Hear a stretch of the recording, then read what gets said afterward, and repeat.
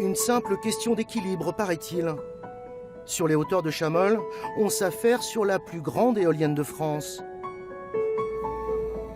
135 mètres d'énergie renouvelable, à qui il ne manque que les pales. Le convoi exceptionnel qui doit les amener sur le chantier n'est plus qu'à une quarantaine de kilomètres. Mais ce ne sont pas les plus faciles, surtout dans le village d'Ardon, où cette retraitée ne se lasse jamais d'un spectacle qui aura duré une bonne partie de l'été. Moi, je suis époustouflée de voir ça. Hein. C'est pas le premier convoi que vous voyez là. Ah, je les regarde tous. Mais écoutez, ça me distrait un petit peu. Et puis je vois du monde, des fois des connaissances. Pour les pilotes qui encadrent le convoi depuis Strasbourg, là, t'es encore de la marge là. Tout est aussi une question d'équilibre. C'est l'avantage de faire du convoi exceptionnel.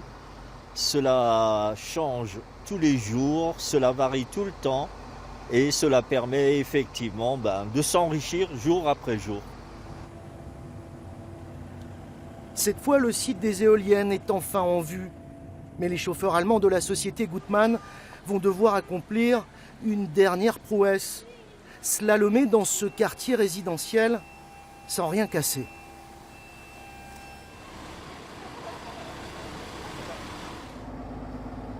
Pour les jeunes pilotes guideurs comme Nicolas, ce voyage au ralenti a presque des vertus initiatiques. C'est marrant parce qu'en fait je commence, je suis assez nouveau, je fais un autre métier, je commence ça. C'est vrai que c'est sympa, moi j'aime beaucoup et j'espère encore faire pas mal d'années là-dedans parce qu'il y a beaucoup de choses à apprendre. À Chamols, il y a aussi un homme qui est toujours très content de voir arriver les camions. C'est le maire de la commune. Ce projet éolien, il l'a toujours défendu car ici, des collectivités, des associations et des citoyens vont être propriétaires de l'une des 6 éoliennes installées par Enercon. C'est pas facile d'installer un parc éolien, il y a plein de conditions à remplir. Et puis, on n'est pas dans une zone extrêmement vantée non plus. Donc il fallait trouver les machines qui soient adaptées au site, de façon à ce qu'il y ait la rentabilité au bout. S'il n'y a pas de rentabilité, il n'y a pas de parc éolien. Le convoi aura mis près de 24 heures pour acheminer son chargement depuis l'Alsace.